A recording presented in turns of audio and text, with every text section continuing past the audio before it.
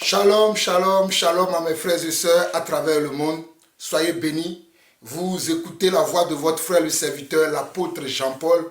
Et nous bénissons le Seigneur encore pour ce moment qu'il nous accorde afin que nous puissions continuer notre enseignement et notre exhortation sur la prière avec le jeûne. Sur la prière avec le jeûne. Nous rendons grâce à Dieu pour ce que nous avons déjà vu. Et nous le bénissons encore pour ce qu'il va nous révéler encore dans sa parole selon son esprit. Avant de commencer, nous allons baisser nos têtes et dire une courte prière pour demander la grâce du Seigneur.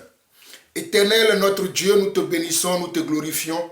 Nous te disons merci pour ce moment que tu nous accordes afin que nous puissions venir encore devant ta face et surtout, Seigneur Dieu, plonger nos regards dans ta parole qui est le chemin, ta parole qui est la vérité et ta parole qui est la vie.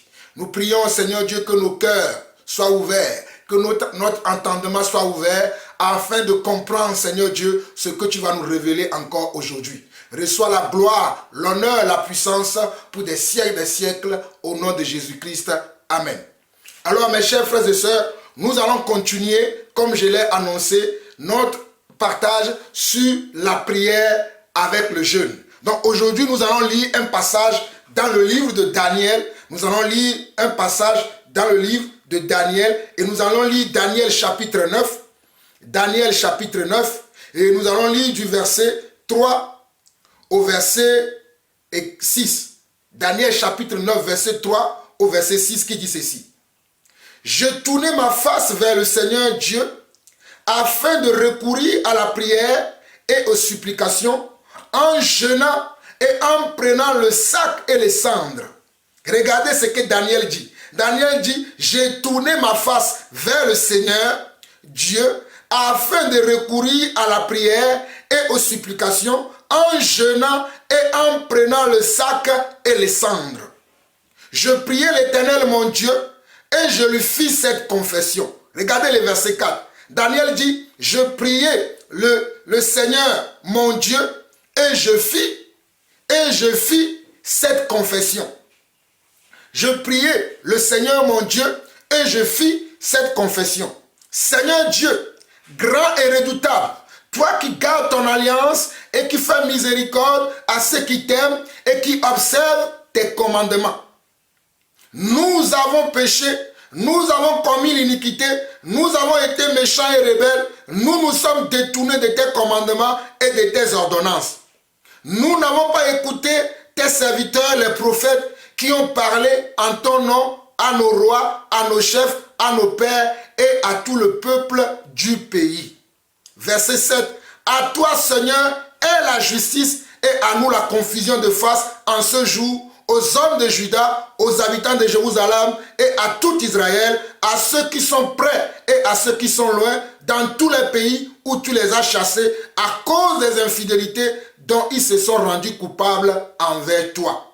Donc, mes chers frères et sœurs, Daniel aussi a recouru à la prière avec le jeûne. Daniel, qui était à son époque aussi un prophète de Dieu, qui connaissait la parole de Dieu, mais qui voulait prier qui voulait prier et voir l'exaucement de sa prière, il a décidé de prier autrement. Il a décidé de prier en jeûnant. Il a décidé de prier en suppliant Dieu. Et regardez, lorsque Daniel priait et qu'il suppliait Dieu, Daniel priait avec la supplication, en demandant pardon à Dieu pour les péchés qu'ils ont commis, pour la désobéissance qu'ils ont eue envers Dieu. Daniel rappelait à Dieu qu'ils ont été fautifs. Ce sont eux qui se sont détournés de Dieu. Ce sont eux qui se sont éloignés de Dieu. Et pendant ce moment-là, Daniel ne prenait pas la nourriture. Il priait, il cherchait la grâce de Dieu, il cherchait la faveur de Dieu. Comme je vous l'ai dit hier, la prière par le jeûne est une façon de forcer la main de Dieu. Écoutez, j'ai dit c'est une façon. Je ne dis pas que c'est ça, mais c'est une façon de forcer la main de Dieu à vous répondre, à agir. Dieu peut agir favorablement comme il peut agir aussi défavorablement. Comme il ne pourra pas vous écouter. Souvenez-vous de David. Lorsque David a su qu'il avait péché contre Dieu, en tuant Uri et en prenant sa femme, David a jeûné pour demander pardon à Dieu. David a jeûné pour que Dieu épargne la vie de l'enfant qui va naître de cet adultère que David avait commis, de ce meurtre que David avait commis. Mais Dieu l'a exaucé. Mais Dieu n'a pas laissé l'enfant en vie. Parce que Dieu n'aime pas le péché. Donc Dieu a écouté David, il a exaucé, mais néanmoins, l'enfant qui était né de ce acte que David avait posé, l'enfant était mort. Malgré que David a jeûné. Non, je ne suis pas en train de vous dire que si vous jeûnez, tout ce que vous allez demander par le jeûne, vous allez l'obtenir. Mais vous devez comprendre que lorsque vous jeûnez, vous êtes en train de supplier Dieu. Vous êtes en train de demander à Dieu d'agir en votre faveur. Donc, dans vos demandes, vous devez encore prier selon sa volonté. Dans vos demandes, vous devez encore prier selon sa volonté. Ne dites pas simplement, puisque je vais entamer un jeûne pour demander la grâce de Dieu, pour demander la faveur de Dieu, je vais maintenant obliger Dieu à faire ce que moi je veux. Le jeûne n'est pas une obligation pour Dieu. Mais quand tu jeûnes, Dieu voit ton amertume, Dieu voit la tristesse, Dieu voit l'effort que tu fais pour lui demander les vœux que tu as. Mais moi je te conseille de prier selon comment? Selon sa volonté. Parce que si vous voyez bien dans ce chapitre 9 de Daniel que je suis en train de vous lire, vous voyez que Daniel n'a pas demandé n'importe quoi à Dieu. Regardez bien. Daniel, le verset 9 au verset 3 au verset 7 dit, « J'ai tourné ma face vers le Seigneur, le Seigneur Dieu, afin de recourir à la prière et aux supplications. En jeûnant et en prenant le sac et les cendres, je priai l'Éternel mon Dieu et je lui fis cette confession. Seigneur, Dieu grand et redoutable, toi qui gardes ton alliance et qui fais miséricorde à ceux qui t'aiment et qui observent tes commandements. » Remarquez que Daniel dit au verset 4 de Daniel chapitre 9, il dit, Seigneur, Dieu grand et redoutable, toi qui gardes ton alliance et qui fais miséricorde à ceux qui t'aiment et qui observent tes commandements. Verset 5, il dit, nous avons péché, nous avons commis l'iniquité, nous avons été méchants et rebelles, nous nous sommes détournés de tes commandements et de tes ordonnances. Regardez ce que Daniel confesse. Daniel dit, nous avons péché, au verset 5 de Daniel chapitre 9, Daniel dit, nous avons péché, nous avons commis l'iniquité, nous avons été méchants et rebelles, nous nous sommes détournés de tes commandements et de tes ordonnances. Nous n'avons pas écouté tes serviteurs, les prophètes, qui ont parlé en ton nom à nos rois, à nos chefs, à nos pères et à tout le peuple du pays. À toi, Seigneur, est la justice et à nous la confusion de face en ce jour, aux hommes de Juda, aux habitants de Jérusalem et à tout Israël, à ceux qui sont près et à ceux qui sont loin, dans tous les pays où tu les as chassés, à cause des infidélités dont ils se sont rendus coupables envers toi. Donc Daniel savait que s'ils se retrouvaient dans les problèmes aujourd'hui, s'ils sont meurtris aujourd'hui, s'ils sont dans le désarroi aujourd'hui, c'est à cause de leurs infidélités. C'est à cause de leur détournement des lois et des commandements de Dieu. C'est à cause de leur désobéissance que le Seigneur s'était éloigné d'eux. Daniel l'a bien compris. Voilà pourquoi lorsque Daniel a pris le temps de jeûner et de prier, il venait confesser ses péchés. Alors mes chers frères et sœurs, n'oubliez pas que lorsque vous jeûnez, vous devez confesser vos péchés. Vous devez demander à Dieu de vous pardonner vos péchés. La première des choses que vous allez faire lorsque vous rentrez dans le jeûne, c'est la confession. Alléluia. Mon frère, ma soeur, lorsque tu rentres dans la prière de jeûne, la première des choses que tu vas chercher à faire, c'est la confession de tes péchés. C'est la repentance. On appelle ça également la repentance. Donc lorsque tu jeûnes, tu dois te repentir. Tu dois demander pardon à Dieu. Tu dois demander pardon à Dieu pour les fautes que tu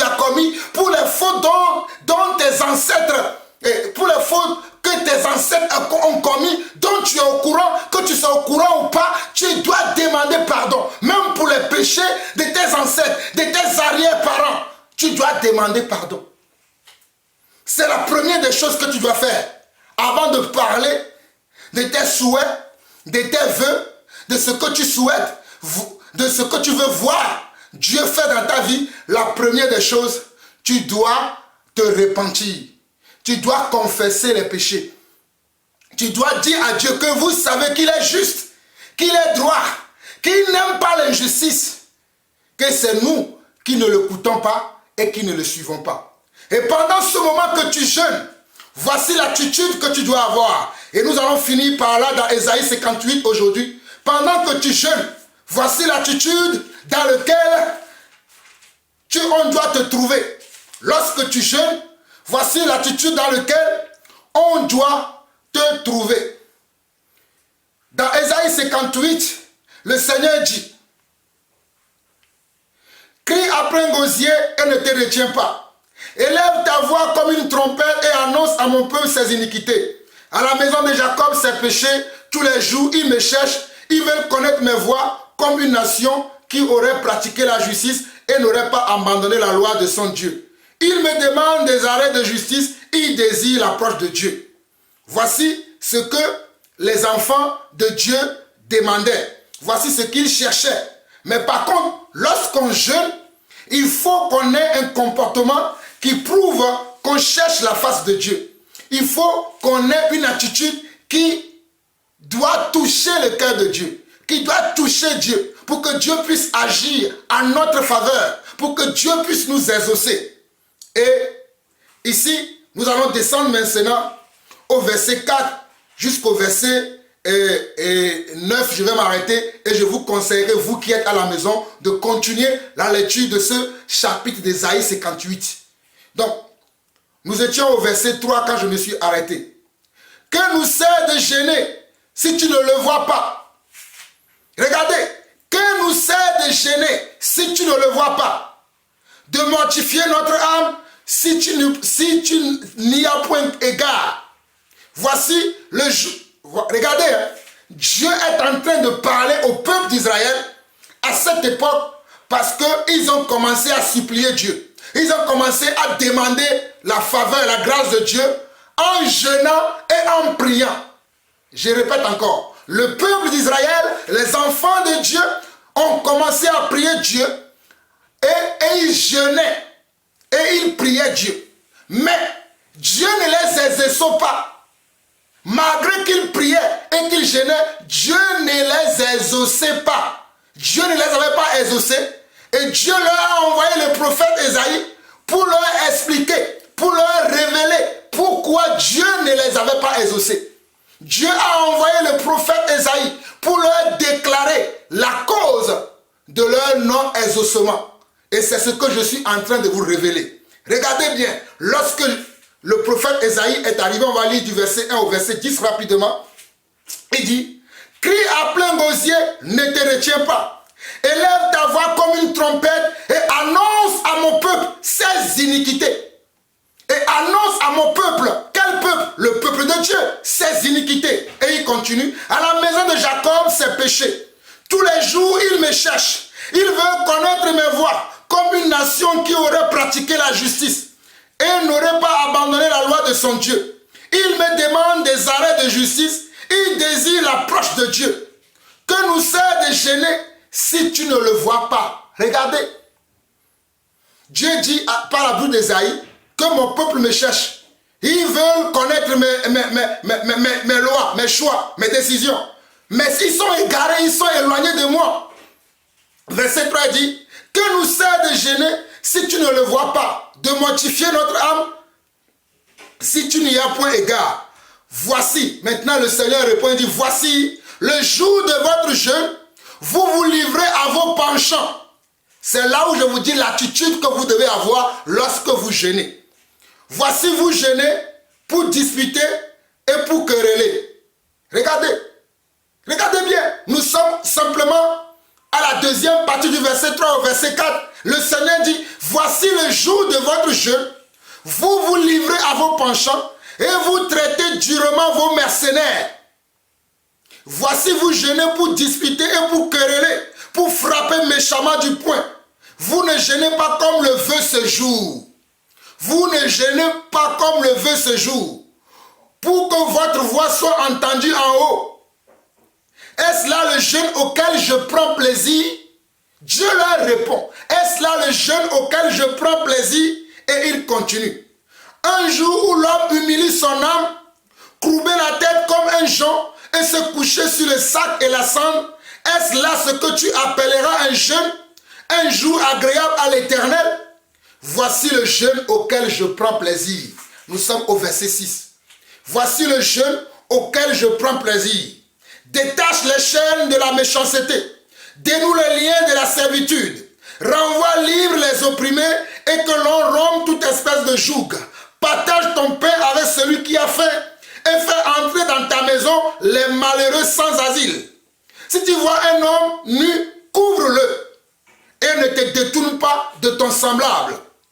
Alors ta lumière poindra comme l'aurore et ta guérison germera promptement. Ta justice marchera devant toi et la gloire de l'Éternel t'accompagnera. Alors tu appelleras et l'Éternel répondra. Tu crieras et il dira, mais voici, si tu éloignes du milieu de toi le joug, les gestes menaçants et les discours injurieux. Si tu donnes ta propre substance à celui qui a faim, si tu rassasies l'âme indigente, ta lumière s'élèvera sur l'obscurité et tes ténèbres seront comme le midi. Voilà le jeûne auquel Dieu prend plaisir. Alors mon frère, ma soeur, il ne suffit pas simplement de se priver de nourriture et de continuer dans le péché, dans la désobéissance, dans la méchanceté, dans la méchanceté. Sinon ça s'appelle comment? Ça s'appelle un régime. Mais le jeûne auquel Dieu prend plaisir, le jeûne auquel Dieu prend plaisir, écoute bien mon frère, écoute bien ma soeur, église, écoutez. Voici le jeûne, nous sommes dans Ésaïe 58, le verset 6 au verset 10. Voici le jeûne auquel je prends plaisir. Détache les chaînes de la méchanceté, dénoue les liens de la servitude, renvoie libre les opprimés et que l'on rompe toute espèce de joug. Partage ton pain avec celui qui a faim et fais entrer dans ta maison les malheureux sans asile. Si tu vois un homme nu, couvre-le et ne te détourne pas de ton semblable.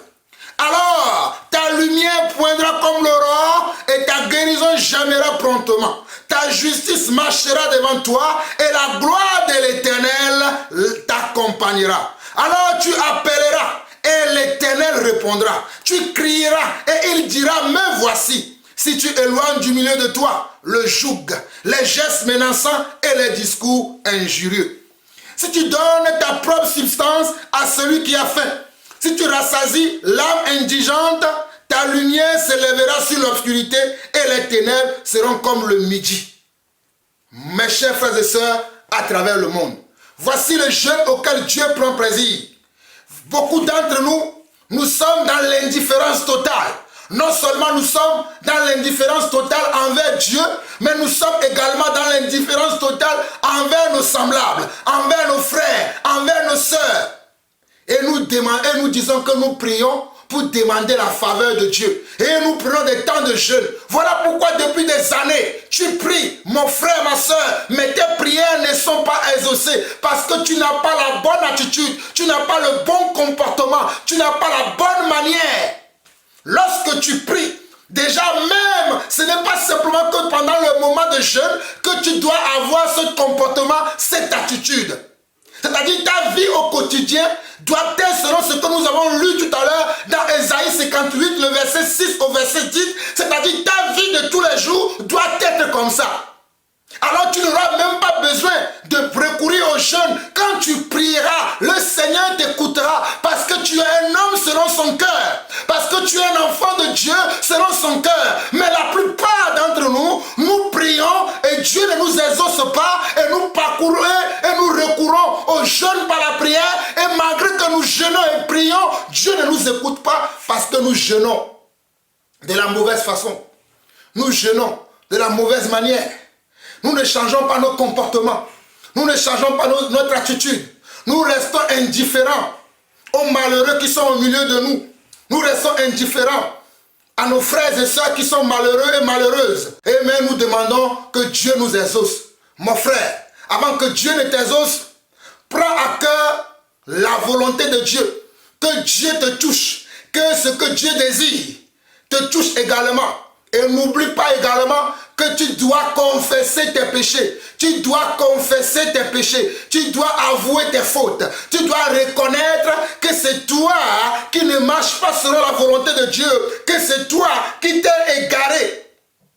Qui t'es éloigné de Dieu. Et que ce n'est pas Dieu qui s'est éloigné de toi, mais c'est toi qui s'est éloigné de lui. Puisque Dieu est le même hier, aujourd'hui et éternellement. Il attend simplement que vous et moi, nous reconnaissons nos erreurs et que nous revenons à lui en confessant nos péchés, en déclarant que c'est lui le juste et que c'est nous qui sommes les injustes, en reconnaissant que c'est lui le saint et que nous sommes ceux qui ne nous sanctifions pas. Mais la plupart d'entre nous, nous ne voulons pas reconnaître ces choses. Voilà pourquoi nous demeurons encore dans nos problèmes, dans nos soucis, et Dieu ne nous exauce pas. Mais mon frère, ma soeur, je prie aujourd'hui pour qu'en écoutant ce message, cette courte exhortation sur la prière et le jeûne, et surtout le comportement, l'attitude, la manière que tu dois avoir lorsque tu as recours à cette façon de prier Dieu, à cette façon de rechercher Dieu, que tu puisses le faire de la bonne manière, que tu puisses le faire de la bonne façon. Ne continue pas de chercher Dieu de la mauvaise manière, de la mauvaise façon. Ne te vante pas, ne t'enorgueillisse pas, ne sois pas un orgueilleux spirituel, ne sois pas un arrogant spirituel, mais humilie-toi, abaisse-toi. Humilie-toi devant le Seigneur, abaisse-toi devant le Seigneur, humilie-toi devant sa face et parle-lui cœur à cœur. Dis-lui la vérité, dis-lui que tu es pécheur, dis-lui que tu t'es éloigné de lui, dis-lui que tu t'es égaré. Mais en même temps, souviens-toi des frères et sœurs qui sont autour de toi, qui sont dans les besoins, qui ont besoin de pain, qui ont besoin de soutien, qui ont besoin de nourriture, qui ont besoin d'encouragement. Si tu as une vie, comme je viens de dire, et que tu pries, ou bien que tu pries en jeûnant, Dieu t'exaucera. Dieu t'exaucera, Dieu t'exaucera. Je peux te l'affirmer, mon frère, car moi-même, je l'ai déjà expérimenté à maintes reprises. Mes frères et sœurs, c'était la portion de ce jour également. Shalom, shalom et shalom.